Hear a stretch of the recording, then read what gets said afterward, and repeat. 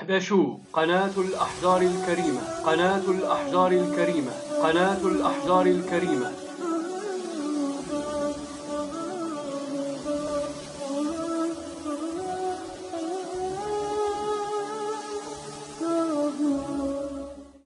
Une perle est une concrétion calcaire, généralement de couleur blanche, fabriquée par certains mollusques bivalves, principalement les huîtres perlières. Quand un objet irritant passe à l'intérieur de la coquille, l'animal réagit en entourant l'objet d'une couche de carbonate de calcium CaCO3 sous la forme d'aragonite ou de calcite. Ce mélange est appelé nacre. Autrefois obtenu par le hasard ou cueilli par des professionnels dans le golfe Persique, les perles font au début du XVIe siècle l'objet d'une culture qui a été mise au point par les Japonais du début du XVIe siècle aux années 1970. Depuis, le secret de leur technique s'est répandu dans tous les archipels de l'océan Pacifique, et la Polynésie française en est le principal producteur en 2010.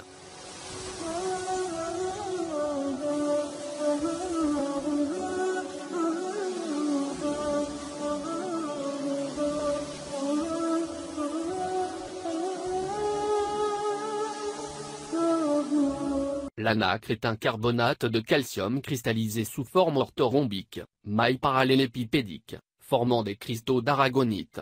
Ces cristaux se forment sur un substrat de protéines et de sucre complexe, 4-6%, qui lui confère une grande solidité. Il s'agit, de fait, d'une biominéralisation, qui peut servir de mécanisme de défense vis-à-vis de l'intrusion d'un corps étranger. La qualité esthétique de la perle dépend de l'épaisseur de la nacre, plus importante lorsque la perle est naturelle, mais aussi de la régularité de la cristallisation.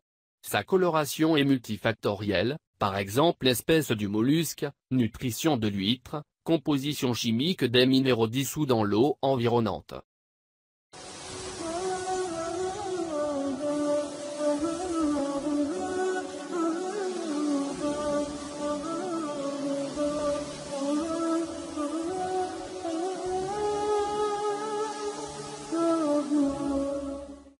Durant la préhistoire, plusieurs tombes du Paléolithique ont livré chacune des centaines, voire des milliers, de perles et barres obliques ou de coquillages apparemment cousus à même les vêtements.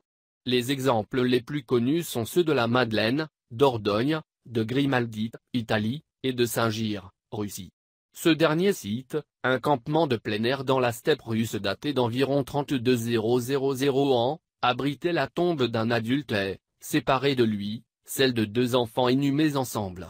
Des milliers de perles ornaient les habits des trois individus. Une perle connue a été découverte dans les fouilles d'Oum al-Qaïwayn par la mission archéologique française aux Émirats arabes unis 4. Elle se trouvait dans une tombe collective, collée au crâne d'un défunt dont le corps avait été déplacé lors d'inhumations ultérieures. Des datations au carbone 14 datent le niveau de 5500 environ avenue J.C.5. La présence de perles en contexte funéraire était déjà attestée dans la région du golfe Persique et de l'océan Indien, mais jamais avant le 5e millénaire. À cette époque, les perles étaient généralement posées sur la lèvre supérieure du mort. Au 4e millénaire, elles étaient plutôt placées dans sa main.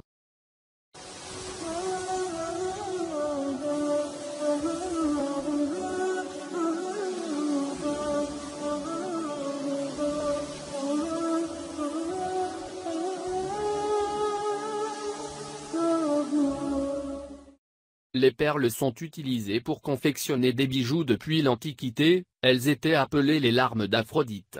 Les familles romaines qui en avaient les moyens, achetaient à leurs filles une ou deux perles chaque année, afin qu'elles aient un collier complet à leur majorité. Le CIBJO reconnaît 4 catégories de perles: les perles naturelles, très rares, les perles de culture, les perles composées, les perles d'imitation. À cela s'ajoutent les 2 catégories d'eau douce ou d'eau de mer. La valeur des perles est déterminée par leur forme, symétrie, leur brillance, leur taille, leur couleur et leur poids. Les perles sont divisées en 8 formes de base: ronde, semi-ronde, bouton, goutte, ovale, poire, baroque, baguette. La brillance, ou lustre de la perle, est le plus important des critères pour juger de la qualité d'une perle, surtout pour les joailliers, mais plus la perle est grosse, plus elle se vend cher. Les grosses perles parfaitement rondes sont très rares, est très recherché pour des colliers à plusieurs rangs. L'épaisseur de la nacre est un critère déterminant la qualité d'une perle. La nacre peut être considérée comme l'essence de la perle, car elle va lui apporter son lustre, sa teinte et sa durabilité. Une nacre épaisse permet à la perle de conserver durablement sa teinte et son apparence, contrairement à la nacre fine qui, même si elle peut être très belle, aura plus de mal à durer dans le temps. La taille des perles dépend fortement de l'espèce produisant la perle.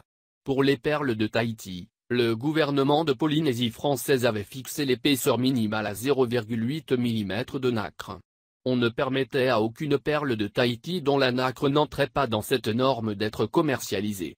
Cette interdiction n'est pas reconduite dans la loi du PIN 2017-16 du 18 juillet 20179.